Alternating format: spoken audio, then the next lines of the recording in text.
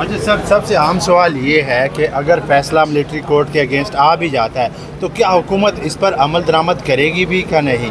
میرے امید ہے انشاءاللہ تعالیٰ عمل درآمد ضرور کرے گی. اس کی ریزن یہی ہے کہ دیکھیں ان لوگوں کے کیسز آپ وہ نہیں کر سکتے, آپ سیکرٹ نہیں رکھ سکتے. اگر سپریم کورٹ یہ آرڈر کر دیتی ہے کہ یہ ملٹری کورٹ سے نہیں کر سکتے تو آبویسلی ان لوگوں کا ٹرائل پھر انٹر ٹیررزم کی کورٹوں میں چلے گا. ہم نے الیکشن میں بھی دیکھا 14 مئی کو الیکشن ہونے تھے, نہیں ہوئے. آج رانا ثناء اللہ نے پریس کانفرنس میں بھی کہا کہ ہم اس بینچ کو فیصلے کو نہیں مانیں گے, تو اس سے کیا اخذ کیا جائے؟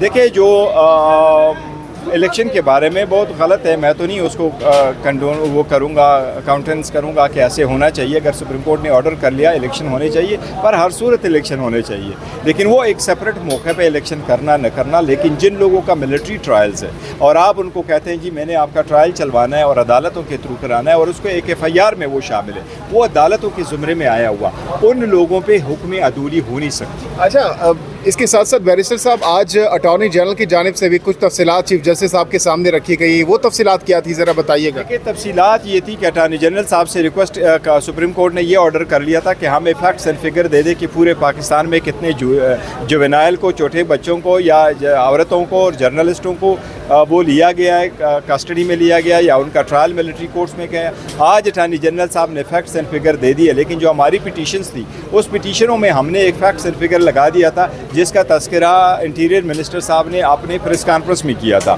اس کے ساتھ اس کا تضاد بہت زیادہ تھا.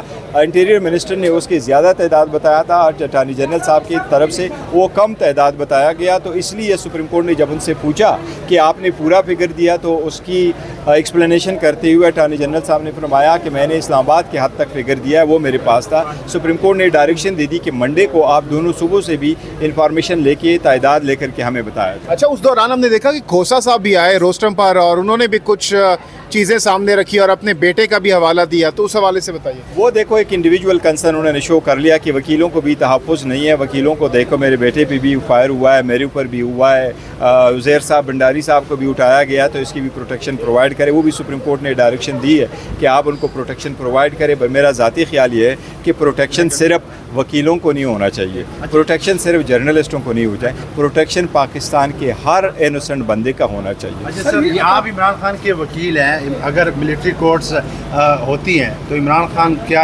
ملٹری کورٹس میں ان کا ٹرائل ہوگا جو بھی ابھی تک ان پہ کیسز ہیں؟ دیکھو عمران خان صاحب بھی ایک سٹیزن آف پاکستان ہے اور ہم عدالت میں آئے ہیں. اس وقت عمران خان صاحب کا نہ کوئی کیس ہے, نہ کوئی ایسا پوزیشن پٹ اپ ہوا ہے, نہ ہی انہیں FIR میں عمران خان صاحب. لیکن کہا جا رہا ہے کہ ماسٹر مائنڈ تو خان صاحب ہی تھے. دیکھو میں آپ کو اس کا ایک تذکرہ کروں, سیکشن 109 ایک آل ٹوگیدر ڈفرینٹ چیزیں جس کا ہے وہ ہم ایکسیپٹ نہیں کرتے. جو یہ کہتے ہیں ماسٹر مائنڈ ہے, انہوں نے آج تک ریکارڈ پہ کوئی ایسی چیز نہیں رکھی کہ خان صاحب نے لوگوں کو یہ کہا کہ اب جاؤ آپ تشدد کرو. وہ تو بار بار یہی کہہ رہے ہیں کہ جب بھی مجھے پتہ چلتا ہے کہ تشدد ہو سکتا ہے. لیکن اگر اس دوران کوئی وعدہ معاف گواہ آ جاتا ہے, کچھ لوگوں کے بارے میں کہا جا رہا ہے کہ وہ وعدہ معاف گواہ بن سکتے ہیں, تو اس کا کیا اثر ہوتا ہے؟ پرانا جو بھٹو صاحب والا دور تھا اور اس میں معاف گواہ آیا کرتے تھے, وہ دور جا چکا ہے. ابھی ملٹری کورٹ ساری اینٹی ٹیررزم کورٹ میں یا سیشن جج کے کورٹوں میں بعد معاف گواہ کی کوئی حیثیت نہیں ہے, تو اس پہ ٹرائل نہیں ہو سکتا. سر یہ عطا تارڑ صاحب ابھی نے کچھ دیر یہاں پریس کانفرنس کی اور ججز کے بارے میں عمران کیا کہتے ہیں داس پتہ نہیں کیا اس طرح کے ٹرمز استعمال کرنا, اور یہ کہنا کہ یہ بینچ ہمیشہ جو ہے پروسیڈنگ اور معاملات اور قانون کی عملداری میں رکاوٹ بن رہا ہے. کیا کہتے ہیں اس پہ؟ دیکھیں میں یہ سمجھتا ہوں کہ اس کی بات کو نا میں ہمیشہ سے اس کو بڑے ایک دوسرے نگاہ سے دیکھتا ہوں. میں اس پہ بڑا افسوس ہوتا ہے کہ وہ ایک وکیل بھی ہے اور سپریم کورٹ کا وکیل ہے, اس سے ایسے الفاظ ویسے بھی نہیں کرنے چاہیے. دوسری بڑی بات یہ ہے کہ دیکھو وہ special assistant to the prime minister ہے, اس کا یہ اسکوپ اور مینڈیٹ بھی نہیں ہے ایسے باتوں پہ وہ کرنا, اوپینین دینا. یہ سپریم کورٹ کا ہے, جو بھی ڈیسیجن سپریم کورٹ کہتی ہے وہ اپلیکیبل ہوگا, وہ جس کے فیور میں آتا ہے دیٹ شوڈ پریویل. اور دیکھیں سپریم کورٹ کی ججز بھی غلطیاں کرتی ہیں, لیکن قانون یہی ہے کہ rule of finality should apply. اگر سپریم کورٹ ایک ڈیسیجن دیتا ہے وہ جس کے بھی فیور میں, لوگ اس کو ایکسیپٹ کرتے ہیں for being the final order of the. کسی بھی مقدمے کو ڈسکس نہیں کیا جا سکتا, لیکن ہم نے دیکھا ہے کہ آج بھی قومی اسمبلی میں ایوان کی کارروائی میں وزیر داخلہ صاحب ججز کو جو ہے بدنام کر رہے تھے اور جسٹس فائز عیسیٰ صاحب کا نام لے رہے تھے. تو بالآخر عدالتیں بھی کہیں نہ کہیں خاموش ہیں.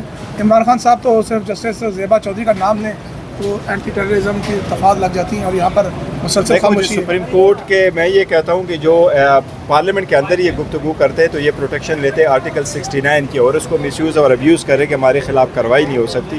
بس جبکہ اس آرٹیکل کا یہی بھی تقاضا ہے کہ آپ ججز کی کنڈکٹ کو کسی صورت بھی بحث میں نہ لایا جائے اسمبلی میں. تو یہ جس کا کرتے یہ ان کا ڈسپریشن شو کرتا ہے, یہ ٹو ڈسپریٹ ہے, ان کو اور کوئی طریقہ آ نہیں رہا. تو جیسے آن اینڈ آپ کبھی نزلہ اتارتے ہیں یہ ججز پہ اور کبھی کسی اور پہ. اچھا توشہ خانہ کیسے بتائیے, آج جا رہے تھے آپ؟ توشہ خانہ کے کیس میں ہمارے 3 پٹیشنز ہیں. آج چیف جسٹس